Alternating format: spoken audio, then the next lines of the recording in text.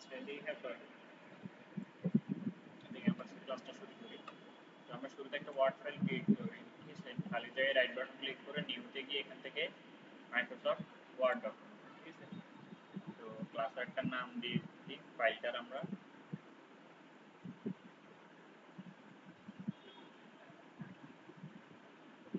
আচ্ছা এটা হচ্ছে আমাদের আজকের ওয়ার্ড ফাইল, আর গত ক্লাস আমরা যেটা দেখছিলাম এটা একটু আমরা দেখে নিই।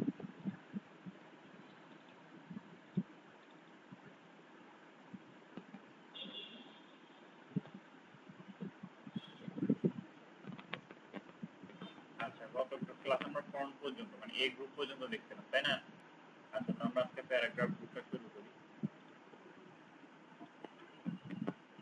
তো আমি একটু বড় করে নিই ফন্ট সাইজ, যেন একটু সহজে বোঝা যায়।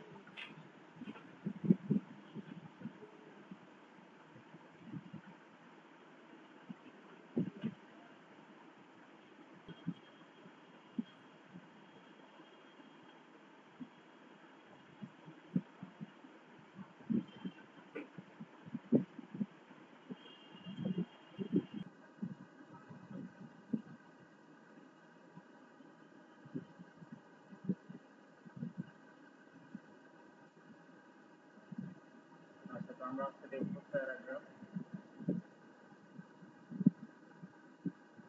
তো প্যারাগ্রাফ ট্যাবের গ্রুপের ভিতরে খেয়াল করবেন প্রথম জিনিস হচ্ছে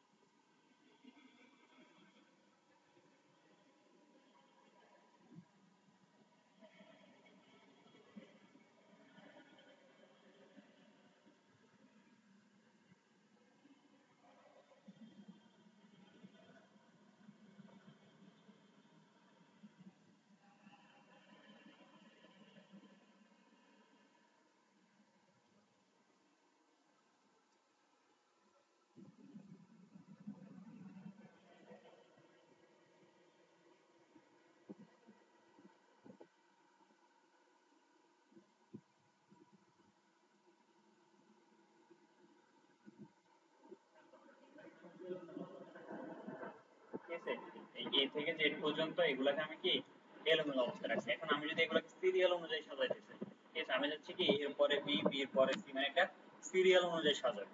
তাহলে এখানে আমি পুরোটা সিলেক্ট করব এবং এখান থেকে দেখেন এ থেকে জেড যেটা আছে এটা থেকে প্যারাগ্রাফ এবং এখানে অ্যাসেন্ডিং সিলেক্ট করব আমি, ঠিক আছে। অ্যাসেন্ডিং মানে হচ্ছে সিরিয়াল ভাই, ঠিক আছে, যেমন 1 2 3 4 একটা সিরিয়াল আছে না, এরকম সিরিয়াল ভাই। তো আমি অ্যাসেন্ডিং সিলেক্ট করে এখানে ওকে দিয়ে দিলাম। তাহলে দেখেন এটা এখন কি এসে এ থেকে জেড পর্যন্ত একটা সিরিয়াল মেইনটেইন করে সে সাজায় নিছে, ঠিক আছে।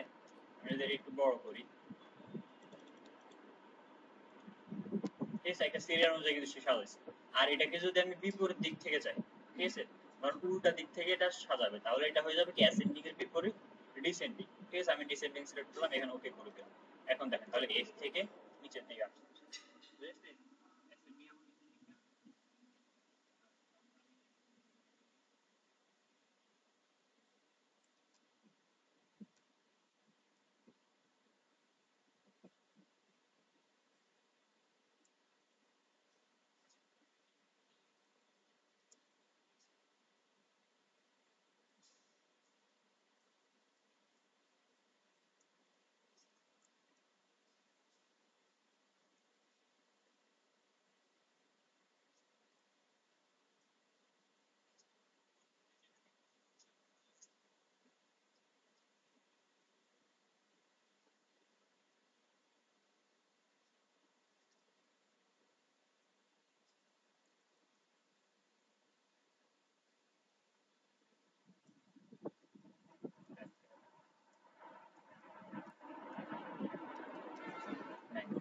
আচ্ছা, তো খেয়াল করেন আমি এখানে তিনটা জিনিসের নাম লিখলাম, তো আমি যাচ্ছি এগুলা কি অটোমেটিক কাউন্ট হবে, তাই না? আমরা নরমালি কি করি, প্রথমে এক দিই, এরপর ডট, এরপর ধরেন এভাবে লিখি যে ম্যাঙ্গো, ঠিক ঠিক আছে, এরপর আবার দুই দিই, আবার ডট দিই, ঠিক আছে। তো এরকম একটা 1 2 3 এগুলো আমি উঠানোটা একটা ঝামেলাপূর্ণ হইতেছে না আমার পক্ষে? তো আমি যেটা করব, এটা বাদ দিয়ে এখানে খেয়াল করেন আমাদের কাছে নাম্বারিং আছে, বুঝেছে? এই নাম্বারিং, আপনি যদি নাম্বারিং এ অ্যারোতে ক্লিক করেন তাহলে দেখেন এখানে 1 2 দেওয়া আছে, এরপর 1 2 দেওয়ার পর ব্র্যাকেট রোমান সংখ্যা দেওয়া আছে, এবিসিডি দেওয়া আছে, ঠিক আছে। আপনি এখান থেকে যে কোনো একটা ফরম্যাট নিতে পারেন। ধরুন আপাতত আমি এই ফরম্যাটটা নিলাম, ঠিক আছে। এখন যেটাই লিখি, ধরুন আমি এখানে লিখলাম যে অ্যাপেল, তারপর এন্টার দেওয়ার সাথে সাথে দেখেন সে কিন্তু পরবর্তীতে দুইটা সে কাউন্ট করে নিছে, ঠিক আছে। এক্ষেত্রে আর আমাকে 1 2 এভাবে কাউন্ট করতে হয় না, সে নিচ থেকে কাউন্টটা করে, বুঝেছে? এরপর ধরুন আমি দিলাম ম্যাঙ্গো, এরপর ব্যানানা, ঠিক আছে, অরেঞ্জ, ঠিক আছে। তো এইভাবে আমরা একটা সিরিয়াল করতে পারি, এটাকে বলা হয় অর্ডার লিস্ট, মানে নাম্বার অনুযায়ী সে কাউন্ট করে, ঠিক আছে। প্রতিবার যখন আমরা এন্টার দিয়ে দিচ্ছি, প্রতিবার এন্টারের পর পর সে নিয়ে নিতেছে এটা, ঠিক আছে। আর এটা ছাড়া, এই নাম্বার ছাড়া, আমরা এখানে তো নাম্বার দেখলাম, আমরা নাম্বার ছাড়া এটা ইউজ করতে পারি, সেটা হচ্ছে এখানে আনঅর্ডার লিস্ট বা বুলেট, ঠিক আছে। তো এখানে দেখেন এখানে কিছু চিহ্ন আছে, আমরা চাইলে এগুলো ইউজ করতে পারি। যেমন ধরুন আমি এই চিহ্নটা ইউজ করলাম, ঠিক আছে। এরপর এখান থেকে ধরুন আমি লিখলাম যে বাংলা, তারপর এন্টার দিলাম, দেখেন পরের চিহ্নটা চলে আসছে। এখন ধরুন আমি লিখলাম ইংলিশ, এরপর ধরেন ম্যাথ, ঠিক আছে। তো এইভাবে আমরা নিতে পারি, ঠিক আছে। আর এখানে আরেকটা মজার বিষয় হচ্ছে, আমরা এমসিকিউ গুলো দেখি না আমাদের বইয়ের, এমসিকিউ গুলো আমরা কিরকম দেখি, প্রথমে একটা কোশ্চেন থাকে, এরপর যে চারটা অপশন থাকে, তাই না? তো এই সেম জিনিসটা আমরা এখানে নিতে পারি। ধরেন এখান থেকে যদি আমরা এটাতে যাই, দেখেন সে কিন্তু অপশন গুলো বলে দিচ্ছে, সে প্রথমে নিবে কি 1, এরপর এ, এরপর রোমান সংখ্যার 1, এরপর আবার 1, ঠিক আছে। তো আমরা ধরেন এটাই অ্যাপ্লাই করি এখানে। এখানে কি লেখা আছে, ধরুন আমরা আমাদের কোর্সটার নামই লিখি যে basic computer and office application, ঠিক আছে। এরপর দেখেন আমি যখন এন্টার দিলাম সে 2 নিয়ে নিয়েছিল, ঠিক আছে।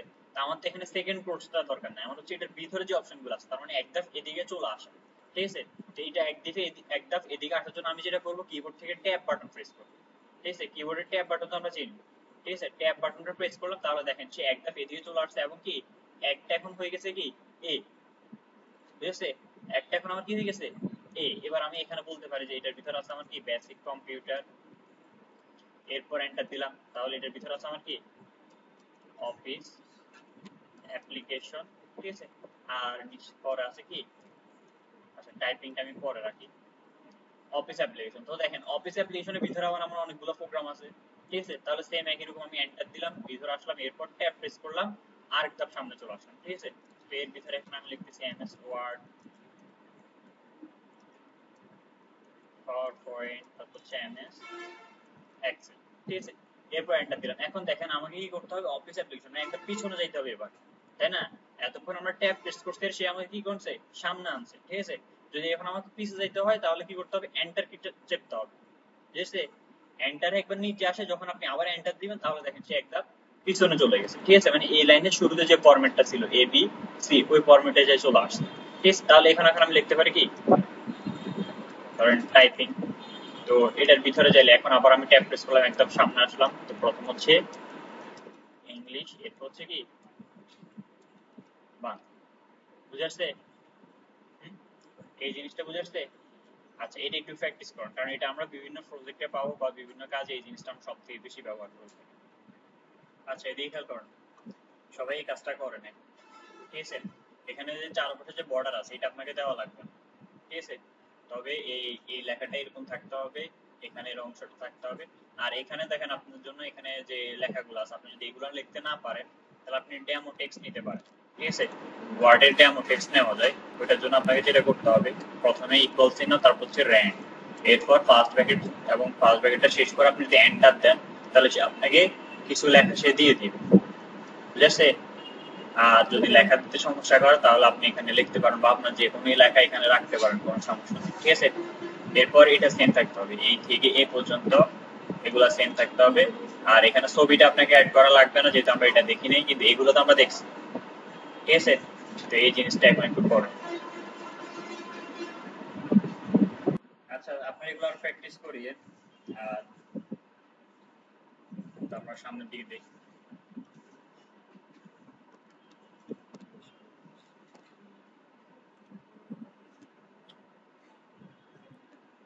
আচ্ছা, তো এটাতে তো আর কোনো সমস্যা নাই না, আমি কেটে দিচ্ছি। তো এগুলো ছিল আমাদের প্যারাগ্রাফ ট্যাবের ভিতরে, এগুলোই ছিল। তো আমরা যদি একটু ব্যাক যাই, এখান থেকে আমাদেরকে এখানে খেয়াল করেন যে স্টাইল নামক যে ট্যাবটা আছে, ঠিক আছে।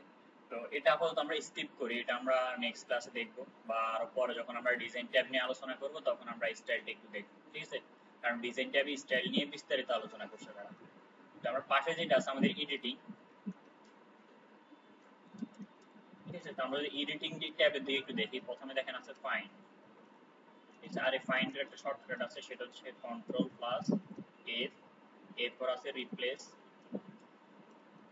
আর রিপ্লেসের একটা শর্টকাট আছে কন্ট্রোল প্লাস এইচ, ঠিক আছে। আর এরপর হচ্ছে সিলেক্ট। আমরা সিলেক্ট অল যেটা, ওটা শর্টকাট তো জানি, তাই না? সবগুলো একসাথে সিলেক্ট করার জন্য আমরা কি করি, কন্ট্রোল এ। আচ্ছা, তো ফাইন্ড বলতে কি বোঝায়, কোনো কিছুকে খুঁজে বের করা, ঠিক আছে। যেমন ধরেন এখানের মধ্যে আপনি অনেকগুলো লাইন লিখছেন বা কয়েকটা ফেজ লিখছেন, যেমন 50টা বা 100টা ফেজ লিখছেন। এখন আপনার যদি কোনো ফেজের মধ্যে একটা ওয়ার্ড কে খুঁজতে হয়, এখন আপনি কি করবেন, 100টা ফেজের প্রতিটা লাইনে কি আপনার পক্ষে যাওয়া সম্ভব না। তাহলে আমরা কি করব, এখানে যে ফাইন্ড আছে, ঠিক আছে, ফাইন্ডের মধ্যে ক্লিক করলাম এবং এখানে চলে আসছে। তো আপনি যেটা খুঁজতে চাইতেছেন, এখানে ধরুন আমি এখানে আপাতত লিস্ট শব্দটা খুঁজবো, লিস্ট লিখলাম, এবং এখানে দেখেন সে আমি দুইটা রেজাল্ট আছে সে বলে দিচ্ছে, এখানে মার্ক করতেছে এবং কোন কোন লাইনে আছে। আমি লাইনে সিলেক্ট করলাম, এই লাইনটা সে দেখাচ্ছে এবং এই লাইনে সে দেখাই দিচ্ছে, বুঝেছে। মানে যে কোনো ওয়ার্ড বা সেন্টেন্স আমরা এখান থেকে সহজে খুঁজে নিতে পারি ফাইন্ডের মাধ্যমে। এরপর হচ্ছে রিপ্লেস। ধরেন এখানে আমি একটা লেখা লিখি, বা এখানে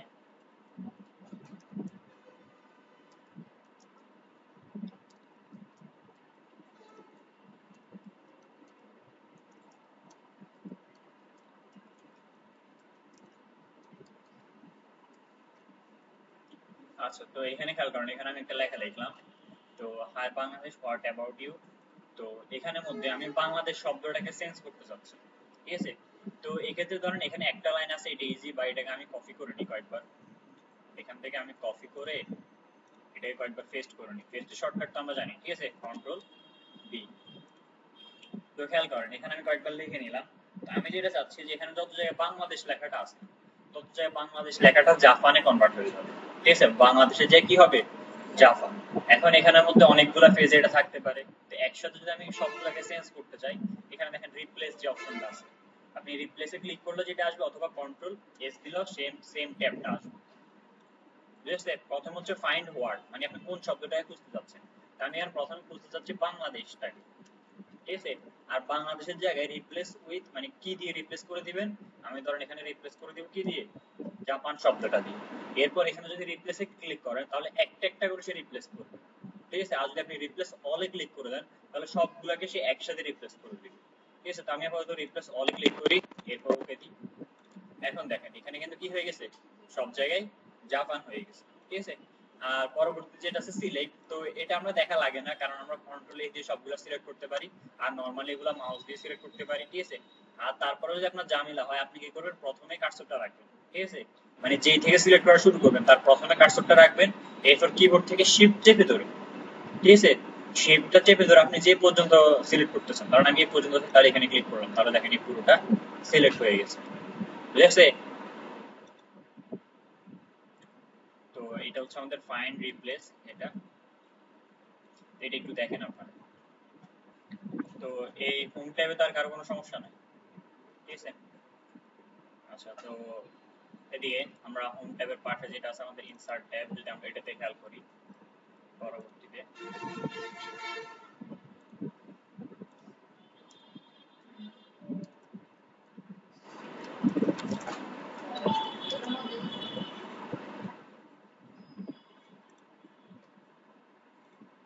সার্চ না এটাতে।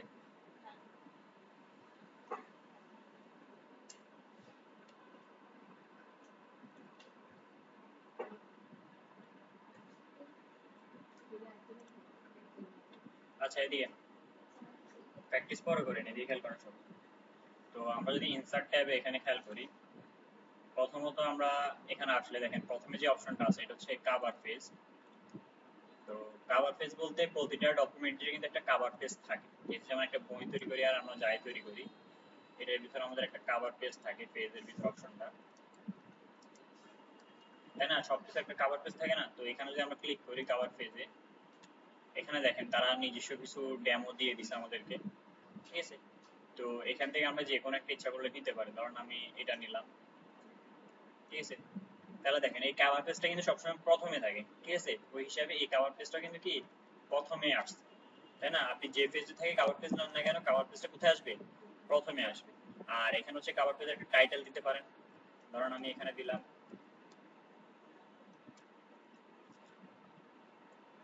ঠিক আছে, পেজ 1। আচ্ছা, এখানে ধরুন দিলাম আমি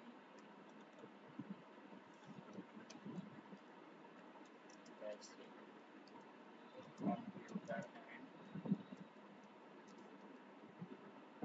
অফিস অ্যাপ্লিকেশন, ঠিক আছে। আচ্ছা, এটা তো অনেক বড় হয়ে গেছে, আমি একটা কাজ করি, এটা ফন্ট সাইজ একটু কমাই নি, ঠিক আছে, নরমাল ওগুলোর মধ্যে। এটা হচ্ছে, আর এখানে টাইটেল সাবটাইটেল আমি বলে দিই যে পেজ 115, ঠিক আছে। তাহলে দেখেন এখানে আপনি date, company name, company address এগুলো আপনি দিতে পারেন, ঠিক আছে। তো দেখেন নরমালি কিন্তু আমাদের একটা কি কভার পেজ ডিজাইন শেষ, ঠিক আছে। তো এটা হচ্ছে বিষয়, তাদের কিছু কভার পেজ দেওয়া থাকবে, আমরা কি করব শুধু ইনসার্ট থেকে এখান থেকে যে কভার পেজগুলা নিয়ে আমরা কাস্টমাইজ করে নিব, ঠিক আছে। এখানে মোর কভার পেজ আমরা আরো অপশন পাবো, ইন্টারনেট কানেকশন অ্যাভেলেবেল থাকলে, ঠিক আছে। তো এটা হচ্ছে বিষয়, আমরা একটা কভার পেজ তাদের যেগুলো আছে এগুলো কাস্টমাইজ করবো, আর সামনের দিকে আমরা দেখবো কিভাবে আমরা নিজেরা ইচ্ছা করলে কাস্টম কভার পেজ তৈরি করতে পারি, ঠিক আছে। এরপর হচ্ছে এখানে যেটা আছে ব্ল্যাঙ্ক ফেজ, যেমন আপনার যদি একটা খালি ফেজের প্রয়োজন হয়, তাই না, যেমন এখানে খেয়াল করেন এখানে এখন ফেজ কয়টা, দুইটা, একটা হচ্ছে কভার ফেজ আর একটা হচ্ছে আমি যে ফেজের মধ্যে লিখতেছি, এই দুইটাই তো। যদি ধরেন আমার আরেকটা ফেজের প্রয়োজন, এখন আমি কি করব, ঠিক আছে। আমার এই পেজে আর কোনো লেখার প্রয়োজন নাই, আমি কি করব এখন আরেকটা পেজে গিয়ে লিখবো, তাহলে আমাকে কি করতে হবে, এখানে আপনি ব্ল্যাঙ্ক পেজ মানে যেটার পর আপনাকে রাখবেন, ঠিক আছে, পেজটা। তো আপনি এই নিচে, আর এখানে আমার কোনো লেখা নেই, আমি কার্সরটা এখানে রাখি, ব্ল্যাঙ্ক পেজে ক্লিক করব, তাহলে দেখেন সে আমাকে আরেকটা পেজ দিয়ে দিতেছে, ঠিক আছে। এরকম আমার যতগুলো পেজ লাগবে আমি তত পেজের মধ্যে ব্ল্যাঙ্ক পেজ ক্লিক করলে সে আমাকে এগুলা দিয়ে দিবে, ঠিক আছে, বুঝেছে। আমি এটা লিখে নিই, ব্ল্যাঙ্ক পেজ। আচ্ছা, এরপর হচ্ছে ফেজ ব্রেক, ফেজ ব্রেক।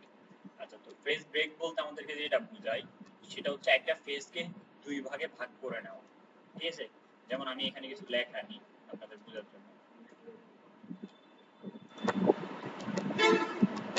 ঠিক আছে, তো এখানে খেয়াল করুন, আমি যাচ্ছি এই অংশটুকু, এই থেকে উপর অংশটুকু এই পেজে থাকবে, আর এই পর অংশটুকু পর পেজে চলে যাবে। ঠিক আছে, মানে পেজটা মাঝখান দিয়ে দুইটা ভাগ হয়ে যাবে। এটার জন্য আমি কি করবো, মাঝখানে কার্সরটা রাখলাম এবং এখান থেকে পেজ ব্রেকে ক্লিক করলাম। তাহলে দেখেন পেজটা কিন্তু এখন কি দুইটা ভাগে ভাগ হয়ে গেছে। এই অংশটুকু একটা পেজে রয়ে গেছে, আর এই অংশটুকু আমার আরেকটা পেজে চলে আসছে। বুঝেছে? তাহলে আমার ইজিলি কিন্তু দুইটা পেজ দুই ভাগে ভাগ হয়ে গেছে। বুঝেছে?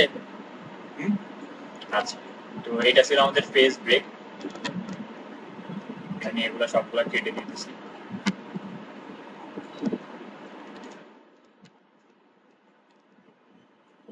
আচ্ছা, এটা আর আরেকটা জিনিস হচ্ছে আমরা নেক্সট ক্লাস থেকে টেবিল থেকে আমরা এগুলা দেখবো। আর ডিজাইনটা যদি আমি একটু দেখি, আচ্ছা, তো খেয়াল করুন, আমি এই অপশনগুলোর কথা একটু বলি, কারণ এগুলো আমরা সামনে দিয়ে বলবো না। যেমন এখানে যে অপশনগুলো দেখাচ্ছে, ঠিক আছে, তো এগুলো আমাদের বেসিক ক্ষেত্রে আমাদের তেমন কোনো প্রয়োজন নাই। ঠিক আছে, এই কারণে আমরা এই অপশনটা স্কিপ করব। মেইলিং এর যে অপশনটা আছে এটাও আমরা স্কিপ করব। এখানে রিভিউ যেটা আছে, এখানে দেখেন ওই স্পেলিং চেক যেটা আমরা এখানে ডিরেক্টলি পাচ্ছি। ঠিক আছে, তাহলে এখান থেকে আমার দরকার নাই, এগুলো আমরা স্কিপ করব। এখানে ট্রান্সলেটর অপশন আছে, তো নরমালি আমাদের ওয়ার্ডের ভিতরে কোনো ট্রান্সলেটর লাগে না। ঠিক আছে, এরপর হচ্ছে রিভিউ। তো ভিউ ফেজ থেকে শুধুমাত্র আপনারা এই জিনিসটা মাথায় রাখবেন, এখানের মধ্যে ওই ওয়েব লেআউট মোড বা ফ্রেড মোড, ওয়েব লেআউট বা ফ্রেন্ড মোড, এই তিনটা মোডে তারা এখানে ভিউতে নিয়ে আসছে। ঠিক আছে, তাহলে এটা আমাদের দরকার নাই। আর এখানে খেয়াল করেন একটা রুলার, তাই না? মার্জিন দেখার জন্য কি একটা রুলার আছে না চার দুই পাশে? তো এই রুলারটা যদি আমি এখান থেকে দেখেন টিকমার্ক করা আছে, যদি টিকমার্কটা চলে যায় তাহলে রুলারটা কিন্তু থাকে না। ঠিক আছে, যদি আপনার কখনো এই রুলারটা না থাকে তাহলে আপনি কি করবেন, এখান থেকে ভিউতে আসি, এই রুলারের মধ্যে টিকমার্ক করে দিবেন, তাহলে এটা চলে আসবে। বুঝেছে? হ্যাঁ, তাহলে এই অপশনটা ভিউতে আমাদের শুধু রুলারটা লাগবে, রিভিউ অপশনটা লাগবে না, মেলিং বা এগুলা এই থেকে পর্যন্ত আমাদের আর কিছু লাগবে না। ঠিক আছে, এরপর যদি আমরা একটা পেজ লেআউটে আসি, তো একটা পেজ লেআউটে যখন আসবেন, এটা হচ্ছে আপনার প্রথম কাজ, মানে আপনি যখন একটা ডকুমেন্ট তৈরি করবেন, ঠিক আছে, আপনার প্রথম কাজ হচ্ছে আপনি ডকুমেন্টে আসি পেজ লেআউটে যাওয়া। ঠিক আছে, কারণ একটা পেজ যদি আপনি সেট আপ করে নেন, তারপর থেকে আপনি কাগজটা, মানে যে কাগজ অনুযায়ী আপনি প্রিন্টটা চাচ্ছেন ওই কাগজ অনুযায়ী আগে কি করতে হবে, পেজটা সেট আপ করে নিতে হবে। কারণ A4 কাগজের গঠন একরকম, A5 এর গঠন একরকম, এবং লেটার কাগজের গঠন একরকম। ঠিক আছে, অবশ্যই আমাদের কিন্তু কি কাগজের গঠন বুঝতে হবে, কোন কাগজ কি রকম, ঠিক আছে, কোন কাগজের সাইজ কেমন, তাহলে যে আমি লেখাগুলোকে সুন্দর মতো সাজাতে পারবো। বুঝেছি? ধরুন আপনি প্রিন্ট